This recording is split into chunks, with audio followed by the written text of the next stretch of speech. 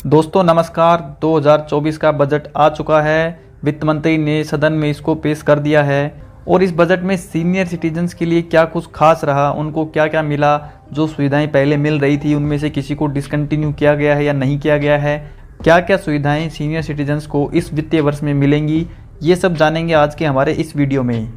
आइए आज का हमारा ये वीडियो शुरू करते हैं। तो सबसे पहले बात करते हैं टैक्स स्लैब की। ये हम सब जानते हैं कि 2.5 लाख रुपए तक की इनकम पर कोई भी टैक्स नहीं देना पड़ता है किसी भी भारतीय नागरिक को। सीनियर सिटीजन्स के लिए ये लिमिट 3 लाख रुपए होती है। सीनियर सिटीजन्स की अगर इनकम 3 लाख रुपए तक है तो उनको कोई भी टैक्स उनका नहीं बनता है, ना उनको ITR फाइल करना पड़ता है। तो ये लिमिट पहले भी यही थी और अभी भी यही है, इसमें कोई भी बदलाव नहीं किया गया है। दूसरे नंबर पर हम देखते हैं पेमेंट ऑफ एडवांस टैक्स।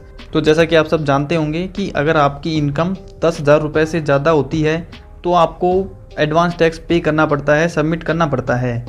लेकिन सीनियर सिटीजन्स को अब कोई भी एडवांस टैक्स नहीं जमा करना पड़ेगा। उनको यहाँ पर छूट दे दी गई है कि उनको किसी भी तरह का कोई भी एडवांस टैक्स का पेमेंट नहीं करना है सरकार को। बस यहाँ पर एक कंडीशन रखी गई है कि जो उनको इनकम हो रही है वो बिजनेस इनकम नहीं होनी चाहिए, वो उनको पेंशन की इनकम होनी चाहिए। तीसरे नंबर पर आता है स्टैंडर्ड डिडक्शन। स्टैंडर्ड डिडक्शन के बारे में आप जानते ही हैं कि ये इनकम टैक्स डिपार्टमेंट द्वारा आपको दिया जाता है। आपकी जो टोटल इनकम होती है उसमें से 50,000 रुपये आपको छूट दे दी जाती है सरकार की तरफ से कि इसके ऊपर आपको टैक्स नहीं देना पड़ता है। सीनियर सिटीजन्स के लिए भी स्टैंडर्ड डिडक्शन होता है। भले ही सीनियर सिटीजन्स को होने वाली इनकम सैलरी से नहीं होती है लेकिन उनको पेंशन के रूप में इनकम होती है। तो जब वो ITR फाइल करते हैं तो इस पेंशन की इनकम पर भी उनको 50,000 रुपये का स्टैंडर्ड डिडक्शन मिलता था, पहले भी मिलता था, आगे भी मिलता रहेगा। चौथे नंबर पर हम बात करेंगे जो सीनियर सिटीजन्स को छूट दी जाती है इनकम टैक्स सेक्शन के 80D में। वो क्या है कि उनको जो हेल्थ इंश्योरेंस के प्रीमियम है उस पर उनको एडिशनल 25,000 रुपये का छूट दिया जाता है। नॉर्मल लोगों के लिए वो 25,000 रुपये तक का छूट होता है, लेकिन सीनियर सिटीजन्स के लिए 25,000 और ऐड कर दिया गया है, यानी उनको 50,000 रुपये तक यहाँ पर डिडक्शन मिल जाता है हेल्थ इंश्योरेंस के प्रीमियम में। ये सुविधा भी आगे कंटिन्यू रहेगी सीनियर सिटीजन्स के लिए, इसमें भी कोई बदलाव नहीं आया है। इसके बाद हम बात करते हैं मैनुअल ITR फाइलिंग की।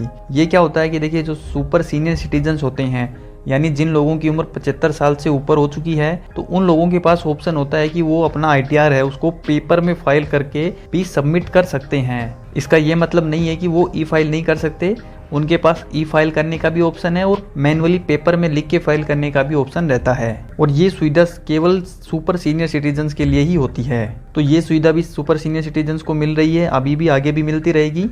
तो दोस्तों ये कुछ सुविधाएं थी जो बजट के बाद भी सीनियर सिटीजन्स के लिए लागू रहने वाली हैं। मैं आशा करता हूं कि जानकारी आपको अच्छी लगी होगी, तो इस वीडियो को लाइक और शेयर जरूर कीजिएगा। इसी तरह के और भी इन्फॉर्मेटिव वीडियोस के लिए हमारे इस YouTube चैनल को सब्सक्राइब जरूर कर लीजिए। मिलते हैं जल्दी किसी और इन्फॉर्मेटिव वीडियो के साथ, तब तक के लिए टेक केयर, जय हिंद।